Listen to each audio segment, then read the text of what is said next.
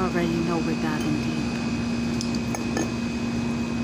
Today, I am paying homage to my father, my great father, Mars. Oh, I have Martian energy all up inside of me, which is wild. Because I was born female in this incarnation, and I very much have a beautiful, marvelous yoni, but we're not going to talk about that today.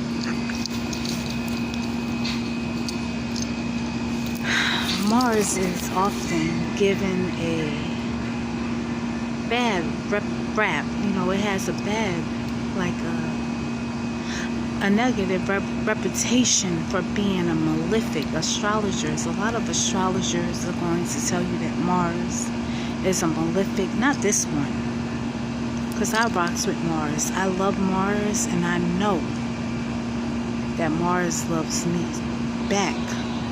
We love each other. But a lot of astrologers are going to tell you that Mars is a malefic, is aggressive, and violent, impulsive. Those are the common attributes that are attributed to the energy of my great father. One of the first astrological planets that showed me love, Mars. But I'm here to say that it is time for our view and our perception of Mars to evolve with the times. As a matter of fact, I feel as though possibly Mars never got the just due that he was deserved. And so it is my hope that I can bring some honor and some clarity to the energy of Mars here today. First and foremost, Mars is a skilled tactician, strategist, very logistic, and at the higher octave, prefers not to fight at all, prefers to win the battle in the mind prior to even having to step foot on the battlefield in the first place. I think that's like the well-kept secret of Martian energy, and I'm speaking as an Aries and Western tropical astrology. Like, I have a stellium. I'm like covered and dripping with Aryan energy, and I'm telling you, from one Martian Aries who actually has the energy of Mars dripping within a chart. And if you go over to Eastern Vedic astrology, I have a North Node in Aries, and also my Mars is in Aries, and they're like conjunct with each other. So I'm telling you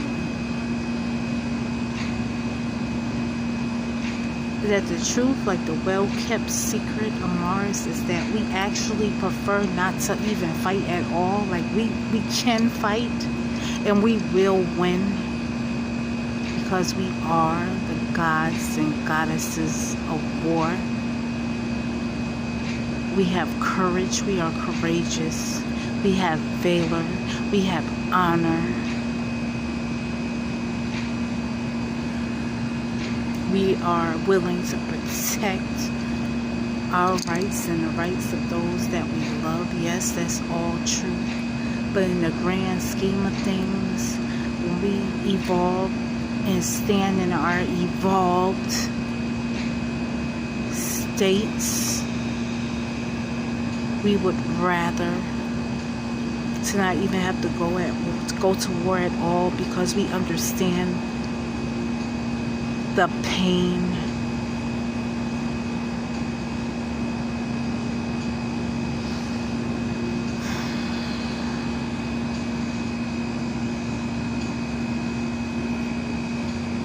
and the unretrievable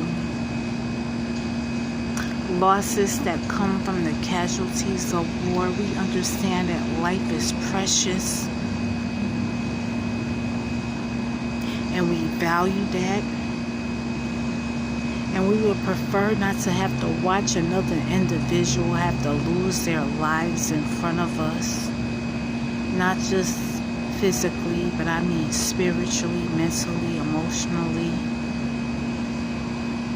Mars is aware of all of that. You think a hard,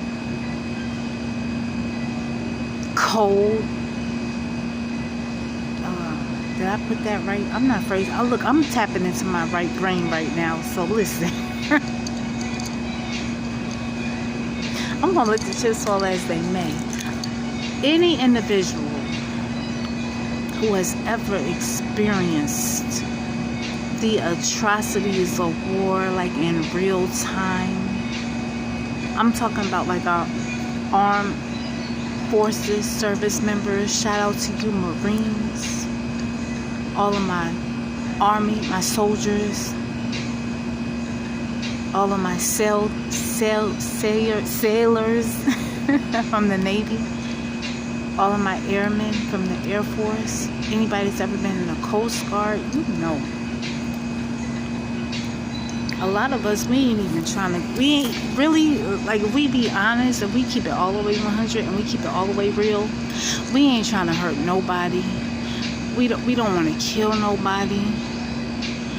A lot of times we don't even understand why we even at war in the first place. Like, what is this even all about? Like, that's the secret of Mars right there. I'm going to get back on point. I'm going to bring it in. The point is that if we really get down to the bottom of it, even though Mars is the god of war, and a lot of people just assume, I think because he has that title and holds that title of being the god of war, that Mars is just wanting to fight anybody, anywhere, anytime, just because.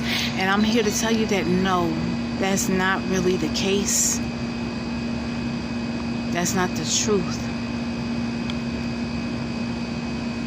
Mars actually prefers peace. Peace, like P-E-A-C-E. Peace. Yeah, that's what Mars prefers. Mars prefers peace. Mars don't want to be at war all the freaking time. Now, does Mars have the strategy and the logistics and the plan to make sure that, okay, no matter what goes down and takes place and transpires here on this battlefield here today, I'm going to make sure that I'm going to walk out of here alive, and I'm going to take as many comrades as I can with me out of here alive? Yes. But would Mars much rather prefer not to have to even go to war and to battle with you in the first place? Yes. Let that sink in. Mars ain't just out here trying to be fighting just to be fighting. That ain't Martian energy. And I think a lot of our astrologers, God bless you, God bless all of you astrologers who have gone before me. I mean nothing but respect to you. I pay honor and respect to you, all of you astrologers who came before me, because you are the ones who got me to this point where I'm at right here today. To even have the audacity to get up here live on video and offer up my perspective of Mars, my humble perspective as somebody who embodies that energy within me, especially being born female, knowing that Mars is the divine masculine, which is another benefit. Any of my Aries or Scorpio ladies out there, to all of my Aries ladies and Scorpio ladies out there, let me tell you something. This is a blessing. A lot of astrologers are going to be out here trying to tell you that this is a curse, that we're too masculine. That's what, that's some of the things that I've heard.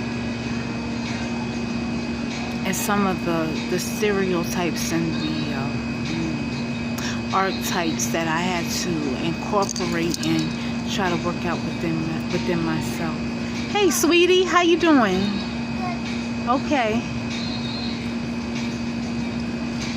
That I had to incorporate within myself, but I just want you to know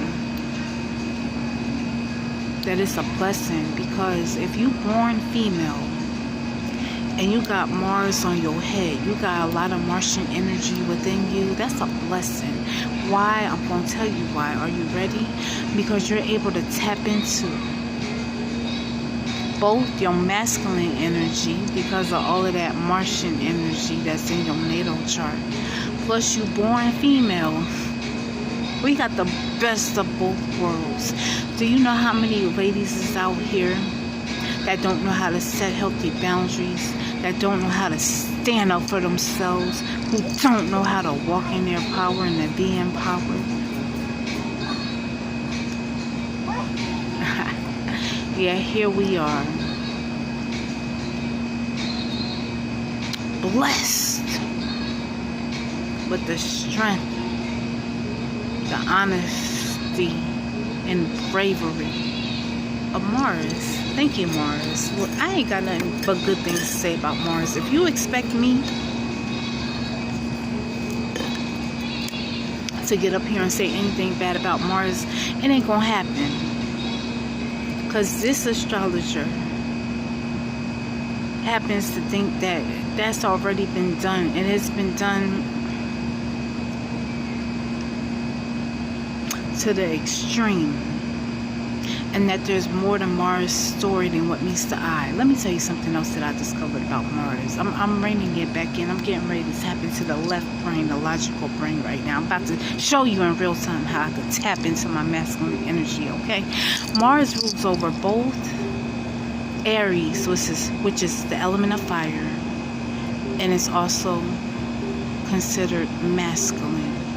And it also rules over the elements of water and the sign of Scorpio. Now, I know a lot of traditional astrologers are going to tell you Pluto, but if you go back to the times of our ancient ancestors, they would have told you that Mars was the ruler of both Aries and Scorpio, right?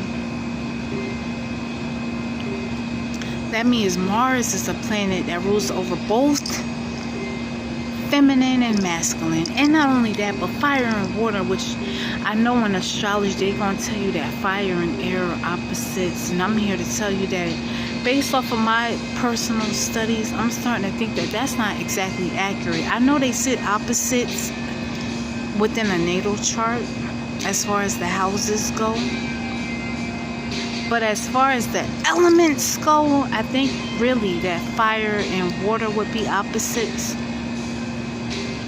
and air and earth would be opposites. That's neither here nor there. That's my personal perspective.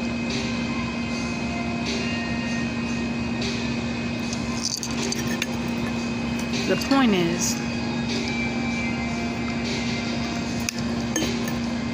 Mars is always displayed, you know, the symbol for Mars is a circle with the arrow pointing out to represent the erection of a man.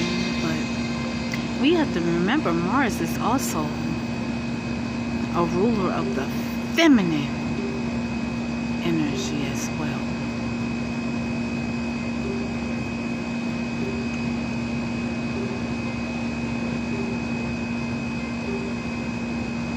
Which is why he probably gets along so well with Venus, who also rules over a masculine and feminine sign within the zodiac. I think I'm rambling, but I feel as though my point has still been made somehow, some way. I gave you some ideas to ponder upon and think upon. Mars is more than what astrologers attribute and ascribe to that energy. He's wiser and kinder and loving. Mars is a loving energy. Okay, I'm checking out, in, above, beyond, below, beneath, around, underground, past, present, future, anywhere, nowhere, out.